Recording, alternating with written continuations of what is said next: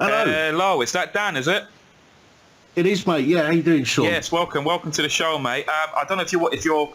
Oh, brilliant, excellent, mate. There you are, awesome. How are you doing, mate? You all right?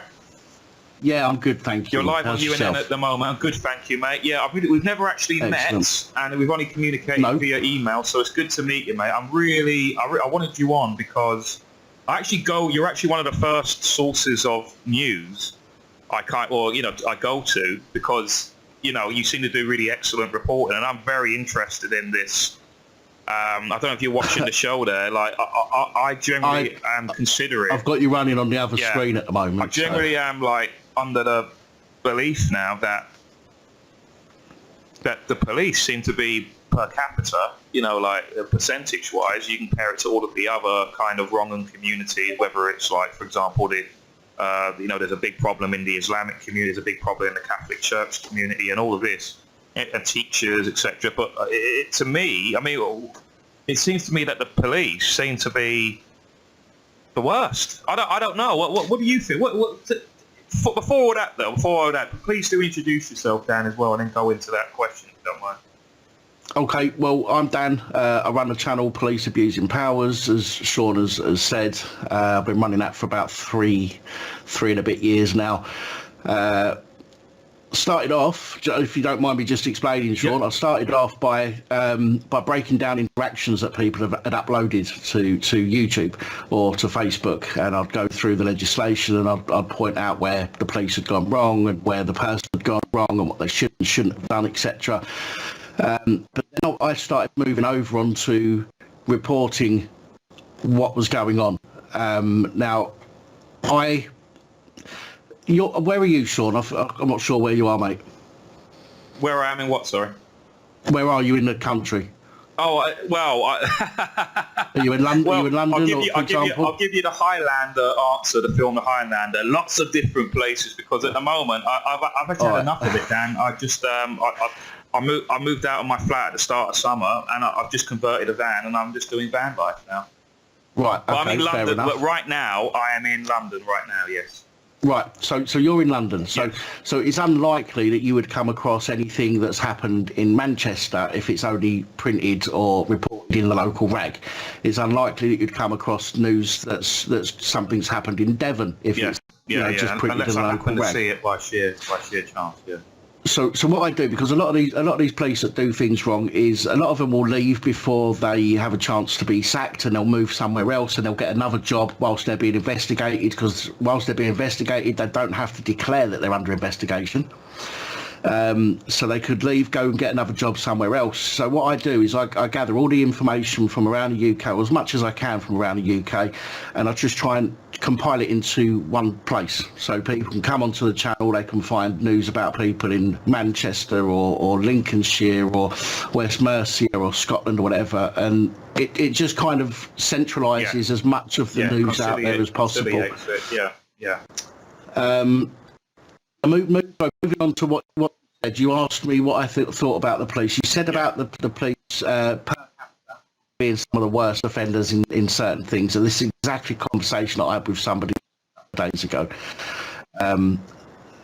Per capita, I think my genuine belief, I've got no evidence of it at the moment, but my genuine belief is that per capita you probably have more rapists, more child sex offenders, more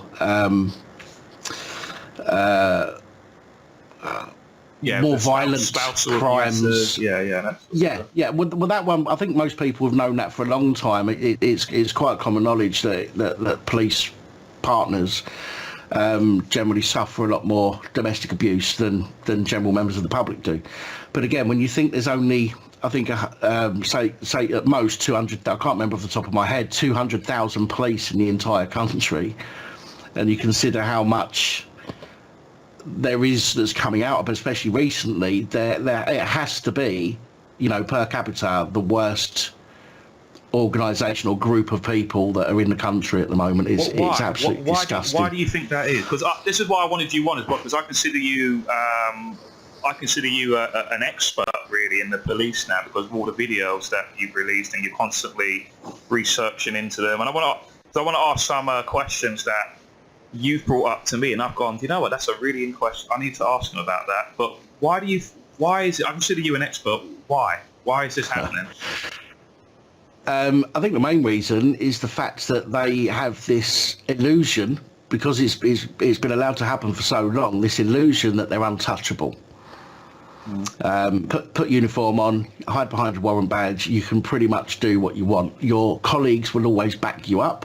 Like, when I say always, 99.99% of the time.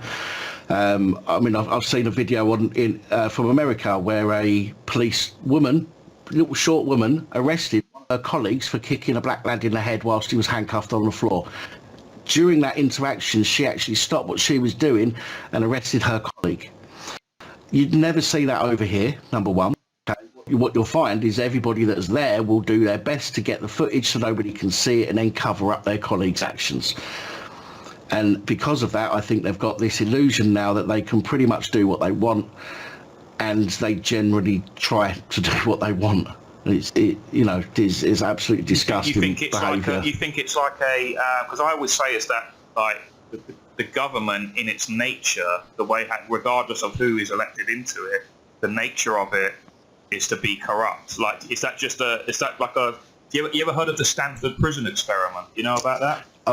Yeah. Is it basically that it's just the nature of it, the psychological effect of being a police officer is that, I mean, someone said here, I think it's Patriots Flow, he says eventually they always turn into mafia-like organisations because it's like the psychological nature of it. You think it's something like that? Well, the Stanford experiment, they were talking about the prison guards. The reason that they were able to behave the way that they did was because they was wearing their glasses. They was wearing the dark shades, and it made them feel hidden somewhat from what was going on. And I think it is the same with the police. They put that uniform on, they've got their badge, and they just feel that they can get away with more. Yeah, I know. But what is your history? Were you a former police officer? No, I wasn't. No, I remember you mentioned this in that video that you showed me, and I did laugh. All of these at the back here that you can see at the back. Yeah. These were all gifts from channel members. It was all bare behind me, and somebody sent me one, and I was like, look at this, somebody sent me, and then I got some more, and all of that is to do with that. I mean, it is a police themed channel, so yes, I do have some police stuff about, but only because of the theme of the channel. I was never a police officer. I wanted to be one when I was about 6 years old, but these days I just want to stay as far away from them as possible. Yeah, I mean that's how I'd say to people. I said, the greatest advice I can give you about the police is have as little interaction with them as physically possible. Go through your entire, treat the police like you would your undertaker. You don't want to see him. You know what I mean? Like, you don't want to see these sort of. That's the sort of advice I give people. Like, don't try and outsmart them. Like, what do you think about these police auditors though? What do you think about like? There's a famous one, Audit in Britain. I think the best one personally is a new one, a young fella called Power to the Proletariat. Like, what do you think about the whole nature of the police auditors? Right, to be honest, and I've said this on many occasions, so I don't hide it. I think that sometimes they go and they do it purposely to try and get a reaction. Oh, cool. I think we all see that. See that. Some of them say they're auditing, and when they turn up, they go, "I'm here for a story." You're not there for a story. Just be honest with them and tell them you're there to see what their reaction is to you being there. End of. Just be completely blunt and honest with them. I believe that they've got the right to do what they do, provided obviously they don't overstep the mark and start treading on to breaking the law, because I don't condone breaking the law. But some of them genuinely go there just to push buttons to try and get reaction, and then when they get a reaction, they scream and cry about it. And to be honest, I don't agree with that kind of stuff. If you're there, standing on public ground, pointing a camera towards, say, a police station or a government building or whatever it might be, and then the police come to you rather than you actively doing something to try and draw attention to yourself to get them to come to you. Yeah. And then you get arrested, then great. You know, you've got a great case, you've done nothing wrong, you stood there, you didn't try to interact with anybody, you didn't try to push their buttons, but yet you got nicked and you know, treated how you got treated, and that's, you know, that's fine. That shows. I do know what you mean. There is a little bit of an ambulance chaser vibe to it. You know, like how some people purposely walk in front of cars during, like, you know, in order to try and get hit, and then they sue the driver. There's a little bit of that going on. It's like, you know, because they do go around. I've watched enough of them that they do purposely walk around the station. They purposely get noticed and look like they're loitering, and they fly their drones above it and all of that in order to get that reaction. Yeah, I get that. I know they I think that's pretty much people get that. You know what they're doing. But so there is obviously, because they have a YouTube channel, they want to build numbers, they want to get big clicks and views and stuff. So that's just they do. That's the thing, though, Sean. The views they get are incredible, and this is what it pushes people to go and do it. But the thing is, you've got a few people like DJ Audits, Marty Blackburn, Audit in Britain. You've got some people that know the law off the top of their heads. Do you know what I mean? They know well, not all of the laws, obviously, because otherwise they wouldn't ever get nicked. But they know the basic laws like the trespass, the drone laws, and things like that. But because it's such a phenomena, shall we say, that people are seeing how well these channels are doing, and like, oh, I want to do that, and then they go out and they don't go out with the right reasons, they don't go out with the right intent. They just go out there for views rather than trying to, you know, trying to show that we have rights that are being infringed upon. They just go out for the views of their videos. Yeah, I know. But we know they're doing it for the entertainment aspect. But me personally, I think, because you know what it probably is, Dan, is that I now detest the police so much, that it actually brings me joy when I see like them totally dressed down, because it seems as well. I mean, do you agree with this? It's like, do you think that now the police uniforms, especially, they're no longer the smart, you know, citizen in a suits kind of aesthetic, and now it's paramilitary, quasi-military kind of thing. Do you think that's used to instoke fear into not just criminals, but to the citizenry? Like, like, why is this all happening? Like, why is it that the police are no longer the Dixon of Dock Green, and now they're more like Judge Dredd? Do you know what I mean? Like, what is that about?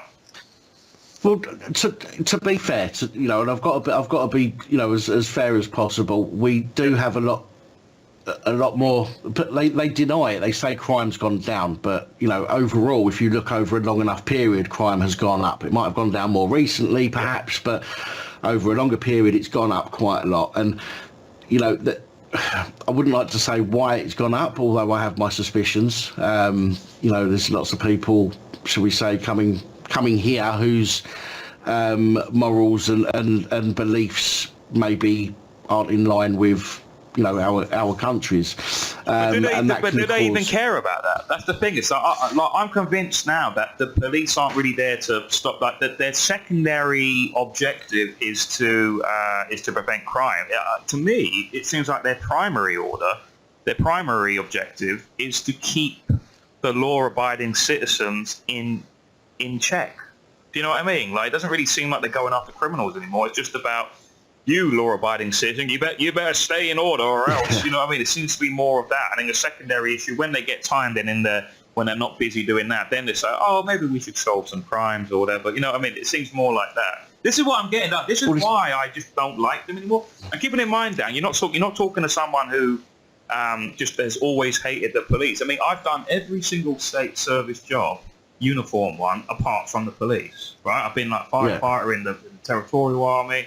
I was even a voluntary ambulance driver, all of that sort of stuff, And it's like, just by the encounters and experiences with them, I just absolutely detest them. So I was Mr. Pro State, I was Mr. You know, Patriot, whatever you want to call it, And now I just can't stand these people. You know, like, I mean, the things that I don't necessarily think that how can I put this? Yes, police have got worse over time, but there's a lot of things that are going on now that were going on years ago still. That we just didn't get to see it or hear about it. Nowadays, we've got a lot more people that come forwards when they're abused by the police in one form or another. We've got a lot more people, well, we've got loads of people filming incidents when they happen, which obviously highlights a lot of things that wouldn't have got highlighted years ago. So although they are getting worse, there is still a lot of stuff going on now that used to go on that we just didn't see or hear about. Personally, I think the police are important. I think they're imperative, in fact, I think, but not in the form that they are now. What do you think? So what do you think the solution is, if you do think there is one? What do you think? What is the way to try and not make them the biggest grooming gang you possibly suspect they are? Like, what is the solution to this? Because I personally can't see one in the current system that we have.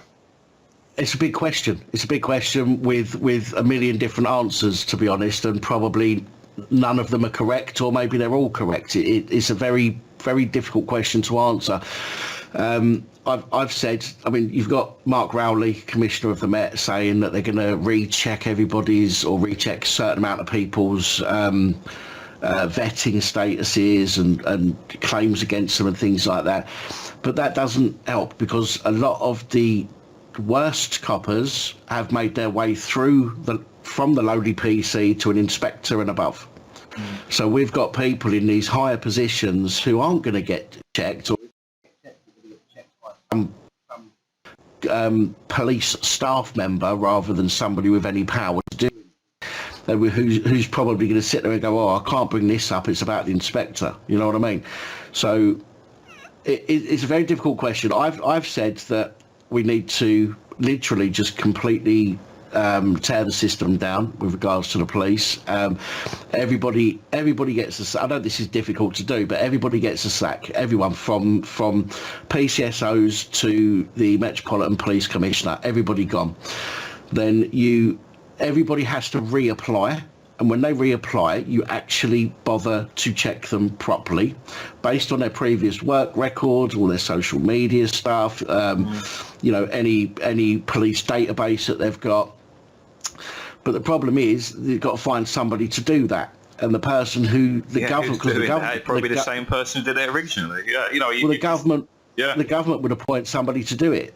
Therefore, we don't know how corrupt that person doing it is going to be. I know. This is the problem as well. Like you're essentially relying on the state to basically investigate itself and actually do a good job. It is. Yeah. They are part of the state, obviously, the police, and it's just you're relying on the police, who are.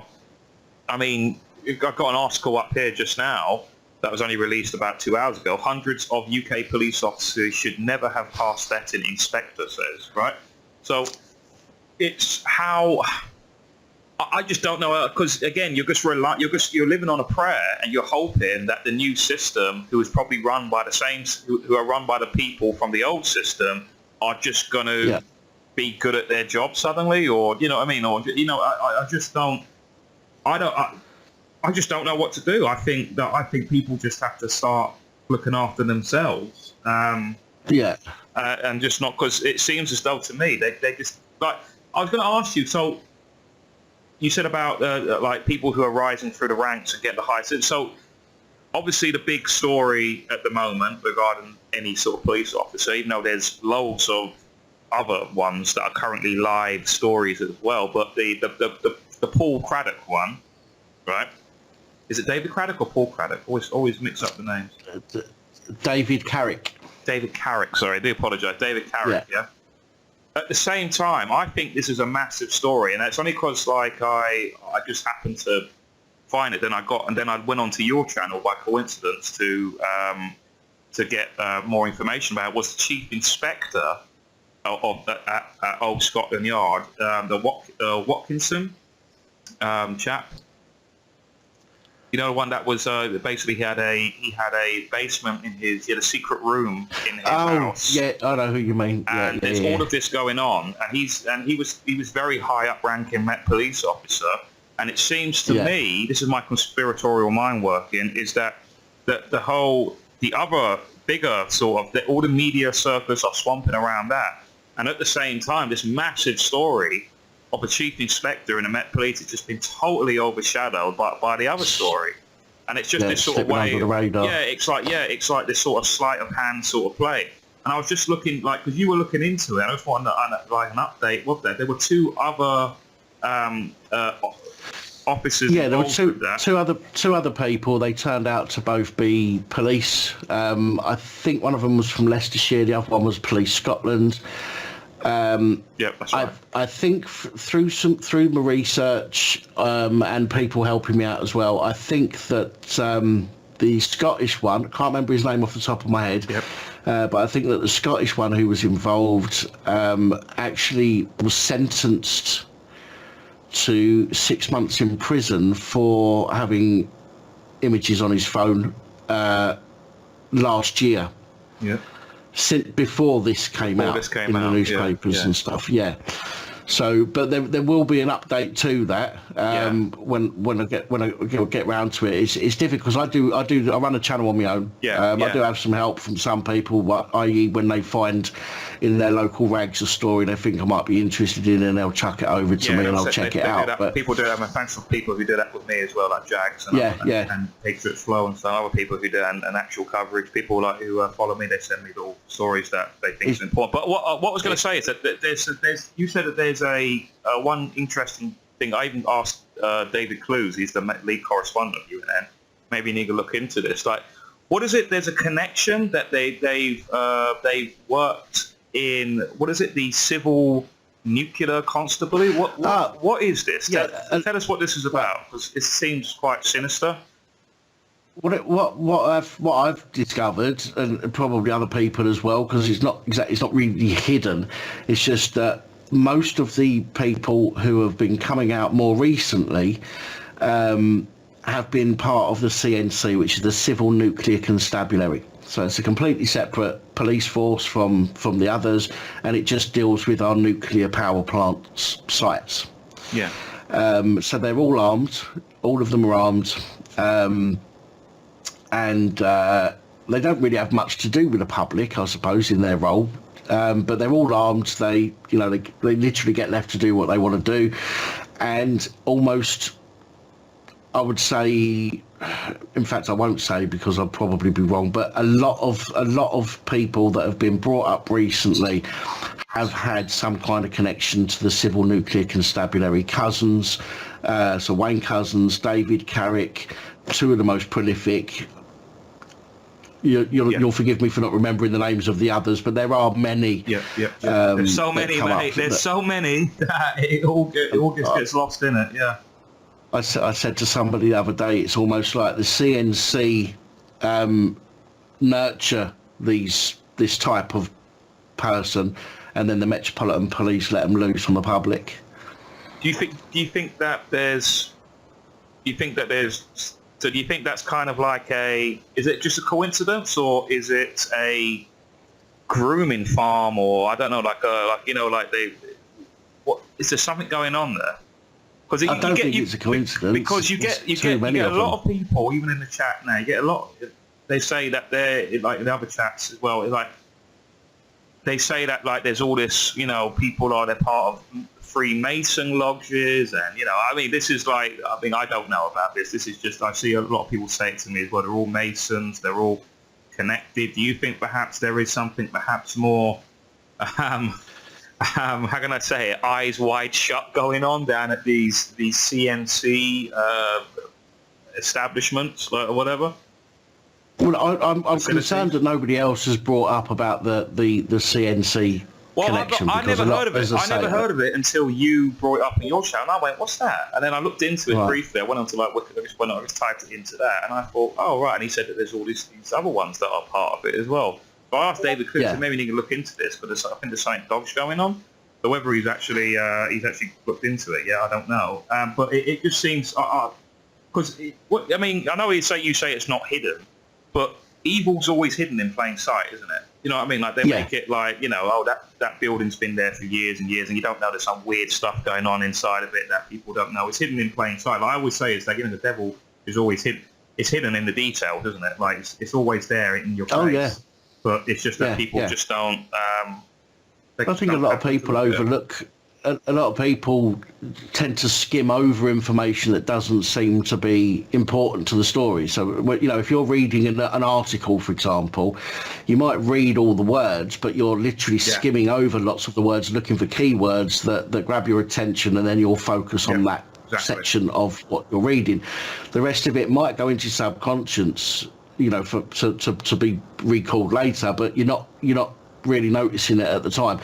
Because of the amount of things I have to read in order to you know, put the reports together, I've got to check information and make phone calls and emails and all sorts of stuff to verify information. I tend to see things sort of jump out at me, like the whole CNC thing. Like I think it was after about the fourth or fifth one, and I just thought to myself, oh, CNC, and then a few more came out, and then it's like, well, there's seriously and obviously a major problem here. But yeah, I think a lot of people would just overlook the fact that any article might say they were part of the CNC at some point.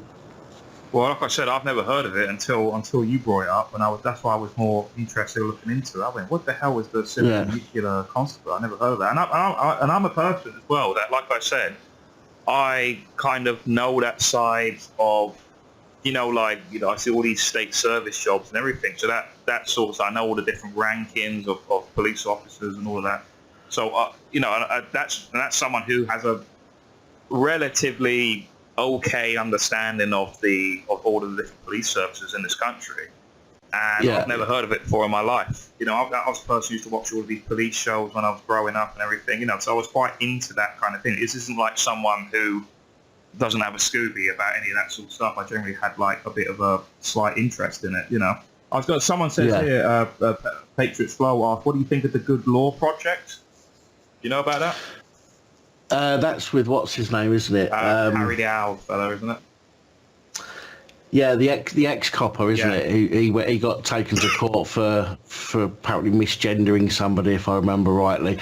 I've got to be honest, I don't really follow a lot of what's going on outside of what I do on the channel, because I just generally don't have the time to.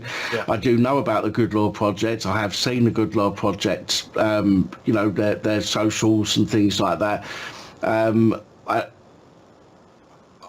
don't know enough about them to say to you whether I think they're good or bad. I'm sure they've got the intentions are right. I'm sure they've got the good intentions, etc. But I'm not going to say, I'm not going to give an answer over something that I'm not entirely sure about. Just if you see what I mean. So it's not, you know, I'm not backing out of answering the question. No, I just don't want to. I'll be honest with you, I don't really know too much about it. Because, like I said, I've got past the point now of I'm not a person now. Keep in mind, I used to stand in elections. I ran for Parliament a couple of times. I ran for local elections a few times. And so I was quite in that world that you can vote your way out of tyranny. I used to be quite open with that. Now I don't think you can vote your way out of tyranny, and you can't petition your way out of tyranny or anything like that. And it's just, I think the Bag Law Project, I think a lot of their solutions of how to make things better is, here's a petition, sign it, and hopefully you'll get over 100,000 signatures, and then about 6 MPs in a room will debate, and then you can turn up and watch, and then it looks like there's some kind of democratic process going on. And then nothing ever changes. And then usually the end will be, once there's maybe a independent police investigation, that the outcome will always be, well, there's lessons learned. You know what I mean? And then, oh God, yeah. And then favorite phrase. Yeah, and then nothing changes. Everything continues. The whole cycle repeats again of getting petitions, 100,000 signatures, 2 MPs or 3 MPs, 6 MPs discussing it into a room.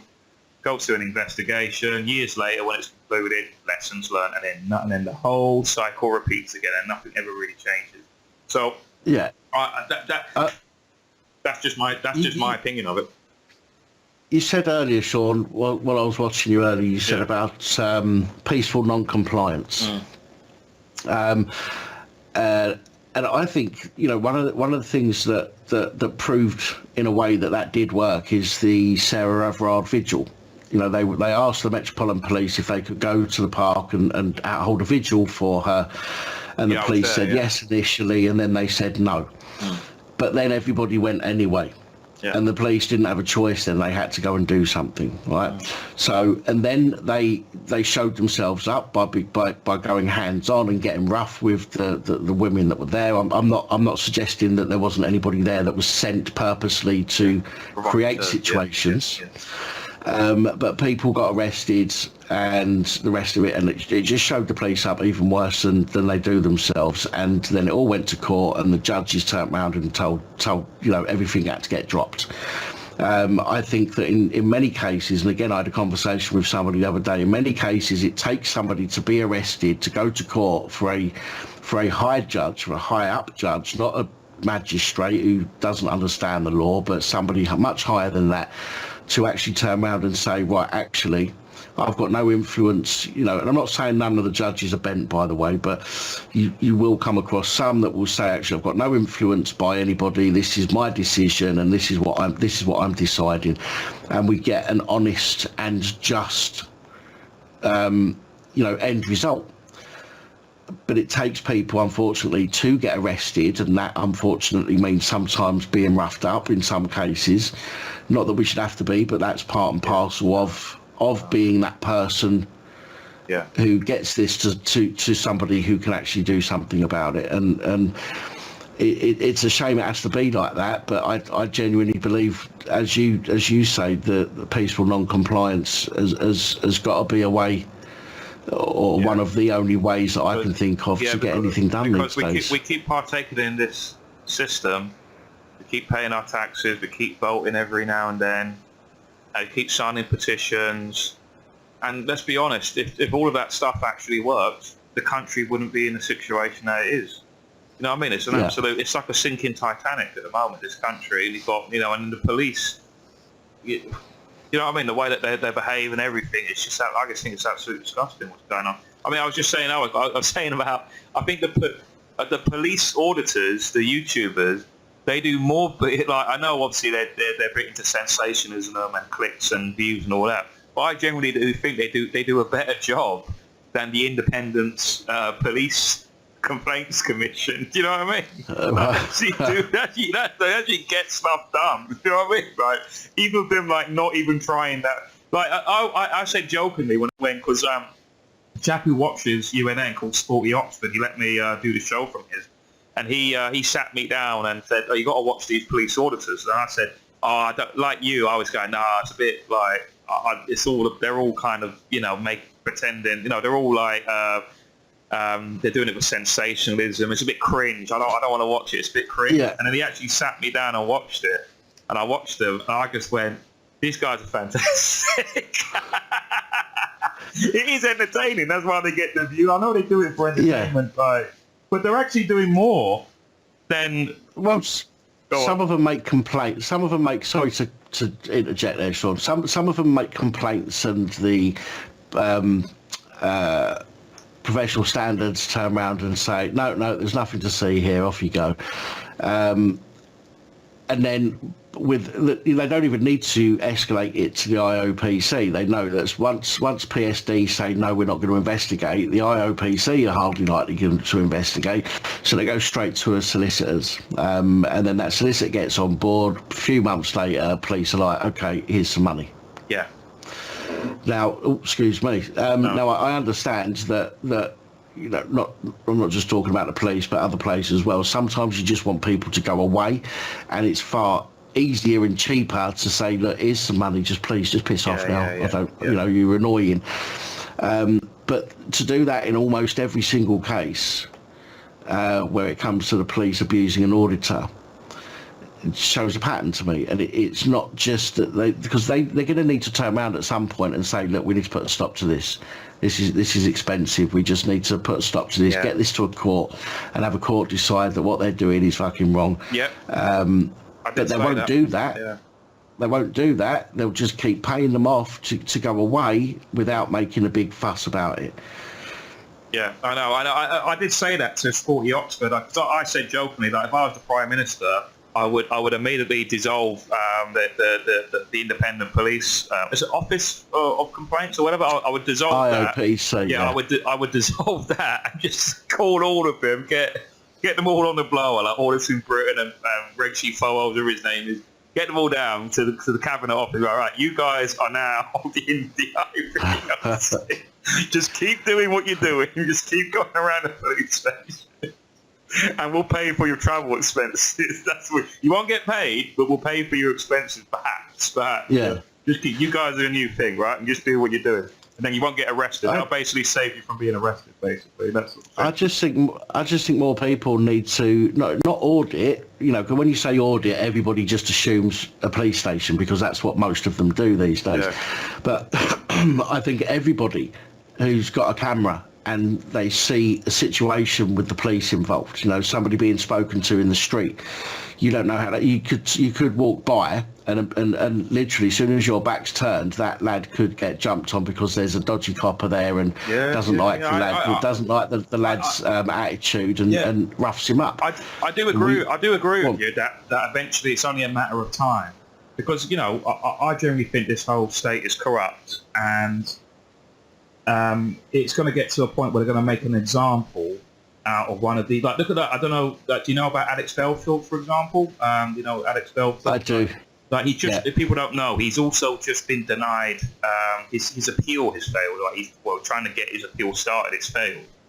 Now, I don't particularly like Alex Belfield as a person, as an individual. Yeah. But for him to give him 5 years, I think is absolutely bonkers, ridiculous. God, yeah. But again, they're making an example out of Alex Belfield, right? And I think it's only a matter of time, and I wish them luck, and I hope this doesn't happen, but people like Audison Britain or Powers or whoever they want, they're just going to make an example out and give them the ridiculous sentence, and then it's going to scare off all of the other auditors. I think that is just a ticking time bomb to occur. But I think also, just saying, I think actual coverage, because actual coverage is his manner. I think he said he wants to ask you a question. So whenever he comes into the room, he wants to ask you a question. He's really interested in your stuff and police auditors as well. But until he comes in, he's just I can hear him out there in the other room. When he comes in, I just want to see some questions as well by some people. If people want to ask some questions, please do put it in the comments now, guys. I don't know if you can see them. Can you see the questions? Can you probably because I've got a really crappy phone that I have to scroll through. So perhaps if there's any questions you want to ask, down there. I can see the comments. Before I do, John, I just want to say that I've said this on my channel all the time, right? Yeah. It's so important that you film the police if you see them, even if it's not you that's interacting with the police, because one day you could be being interacted with by the police and they won't let you get your phone out to record it. And what you would want is for somebody to be able to keep an eye on what's going on with you. So we need to be there for each other. And if we see something going down, listen, if nothing happens and you don't need the footage, you can delete it, you know. Yeah. But we need to be there for each other, because it is more of a us versus them situation with that thin blue line, you know, them one side, us the other, and we've really got to start sticking up for each other and helping each other out. Yeah, absolutely. Before you go, because I personally follow you on Odyssey, but I imagine you have a bigger channel. Where can people follow you? Best places. Well, most of my stuff I do on YouTube. I know lots of people don't have YouTube for their reasons. For me, it's the best place for me to be at the moment. All of my stuff does get uploaded to Odyssey and to BitChute as well. So, but I'm not active on there, as in the comments. I don't get involved in the comments on them at the moment because there's so much other places to be. But you can find me on BitChute. Obviously, YouTube is the best place if for now at least. Anyway, if you are able to get over to there. But other than that, as I said, BitChute. I'm on Twitter, Facebook as well. Yeah. What's your Twitter handle? Don't mind me asking. Isn't it police views and bad? You want to ask a question, Suraj? Yeah, sorry, my friend's just walked into the door. You want to come in, mate? Just ask a question. What is it? At police. What is it? Yeah. At PAP YouTube, I think, on Twitter. At YouTube, is it? No, that. PAP YouTube. Oh, yeah, PAP YouTube. All right, cool. Yeah, I think that's you there. Cool, I'll give you a follow as well. But like I said, it's quite interesting. I was already following. I think I was already following you actually. I didn't realise. I try not to use. Unfortunately, YouTube's like full of officialdom, so you sort of have to be on it in order to know what the swamp creatures are saying. I mean, if they were on Gab, I'll just be on Gab, but unfortunately, we have to be on it for that sort of reason. I've just thrown it into all of the chats as well, all of your stuff. But this is actual coverage. Did you say you wanted to ask me a question? Yeah. I do, man. I watch your channel quite a lot. Hello, mate. You're right. Earlier, was there, before you started your YouTube channel, started doing this, was there a specific incident or moment that kind of inspired you to start? Okay, good question. During my life, I've had run-ins with the police, right? A lot of people have. Mostly pretty minor stuff, a couple of more serious things for fighting and stuff like that. But all my life, up until three and a bit years ago, anything that I'd done, anything that the police had done me for, I was guilty of because I'd done it. Do you know what I mean? And I put my hands up. And I never really had an incident where the police had arrested me and took me to the station and that because of something I hadn't done. 3 and a bit years ago, I was learning to build website templates. And this is before I knew really about what auditors were and things like that. And up the road from me, there's a fire station, ambulance and police station, all very close. I was going to do a emergency services themed website template. So I went up there to get some footage, some photos and maybe 10 seconds of video. Anyway, long story short, I ended up outside the back of the police station on a public path. I had my camera set up on a tripod, completely in view of everyone, wasn't hiding. Got asked several times what I was doing. I told them what I was doing, tried to get my details. I said, look, I've done nothing wrong, you're not getting them. Then all of a sudden, I got approached by 2 very irate police staff members. The next thing I know, I'm surrounded by 8 coppers. I'm refusing to give my details. One of the coppers tried to do me for Section 44 of the Terrorism Act, which was repealed about 12 years beforehand, so it didn't even exist anymore. At which point I thought to myself, wow, this guy's really trying to use repealed legislation against me. There's something seriously wrong going on here. And because I think because I made him look a bit of a tit in front of his colleagues, I ended up getting arrested. But I got twisted up, I got arrested, bunged in a police van, taken to the Nick some 4 or 5 miles away. When I got to the police station, what they arrested me for was for Section 50 of the Police Reform Act, which is failing to give you details if a copper believes you've been involved in antisocial behaviour. So when I got to the police station, because I had 2 dogs back here, I'd have been happy to stay there for 24 hours and then they would have had to let me go. But I couldn't leave the dogs on their own. So I got to the police station, I gave them my name, I gave them what they wanted, at which point the offence is then over. They should have let me walk out. But they didn't. They put me in a cell for a further 3 hours and kept me there for longer when they shouldn't have done. So they arrested me, which they shouldn't have done because there was no reason for it. They tried to abuse the legislation as in Section 44 of the Terrorism Act, and they kept me in a cell for 3 hours after the offence was over. And that really pissed me off, to be quite honest. Can't lie. So when I came back, I think it was the following night, I started uploading the videos to YouTube as proof as what had happened, and the channel just started getting loads of hits just from those videos. And it was just from that incident, really, from me then saying I'm going to upload these to YouTube so people can see what had happened. And it was just from that moment, and things have just snowballed from there. And 3.5 years later, or nearly 3.5 years later, I'm sitting here with 47 1,000 subscribers, I think. Generally sticking out 8 videos a day, just from that. But yeah, it wasn't something, mate. It wasn't like some people have been through. Some people have been through an awful bad experience with the police. That for me wasn't an awfully bad experience, but it did piss me off to the point of saying, right, I need to show you up, and I'll stick you on YouTube for it. And it's just sort of snowballed from there to where I am now. Excuse me. I was always interested to find out. It's a bit of a story there for you. Sorry if I've wasted your time or taken up too much time. I watch your channel. I'm always watching your channel.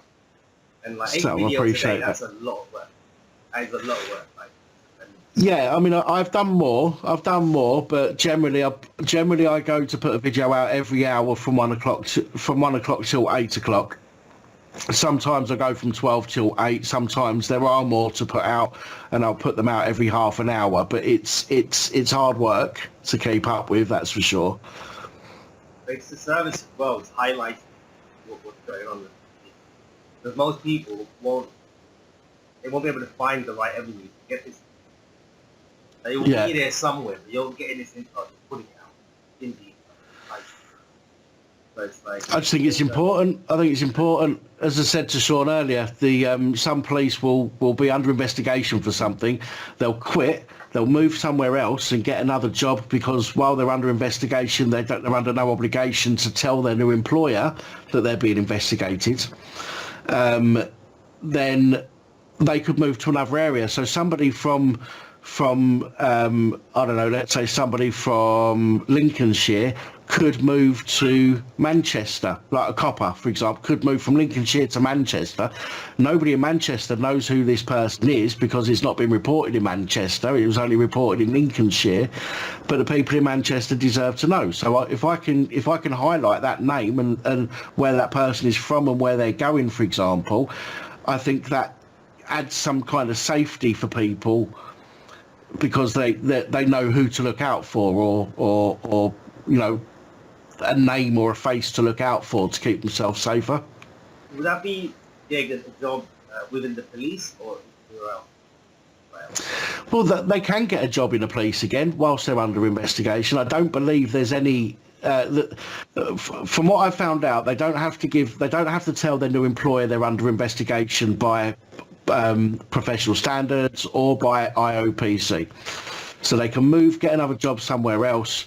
And I think it's the same with the police, although the police would have access to that record. So although they might not have to tell them themselves, the police should be able to look on their systems and see that person is under investigation somewhere. So there shouldn't be any excuse really for a copper moving from one place to get a job as a copper in another place. But they could, as I've spoken some occasions on the channel, some people have been done for doing something wrong and then going and getting a job like a domestic abuser, for example, has gone and got a job working for a charity dealing with domestic abuse victims. I mean, really? What's that all about? A domestic abuser or somebody who's under investigation for domestic abuse has now got a job working in a domestic abuse charity. I mean, that shouldn't be allowed to happen, but unfortunately the rules allow it to. Listen, it's been a pleasure talking to you. And you. Back to Sean. Thank you. It's his show. You keep up the good work. Yeah. Like, I'll do my best. Thanks very much. A lot of people in the comments as well, Dan, saying that there might be on actual conferences. We're live streaming also from actual coverage down my Delivering Liberty YouTube channel as well. So you probably can't see this comment, but Lamikey Beast is doing great work. Loves. What did you say? It says Dan's work is priceless. So yeah, a lot of people. But I'm going to leave it there, Dan, for you because I don't obviously take too much of your time. You got how many more videos you got to upload? Another 7, is it? Well, at the moment I've got 1, 2, 3, 4, 5, 6, 7, 8, 9, 10, 11, 12, 13, 14, 15, 16, 17, 18, 19, 20, 21 that I need to look into and write up and film and edit and put up. So there's quite a few. Awesome. Well, you're doing great work, man. Like I said, when it comes to police stories, I pretty much just jump straight onto your channel. So just keep going. Cool. Priceless work. But thanks very much for coming on, Dan. Yeah, and have a good day. Yeah. No, thanks for inviting me on. Much appreciated, Sean. Lovely to chat with you. And goodbye to everybody that's watching. Thank you, mate. Take care. Have a good day. Yeah. See you later. Ta-ra, matey. Bye-bye. Bye now. Bye.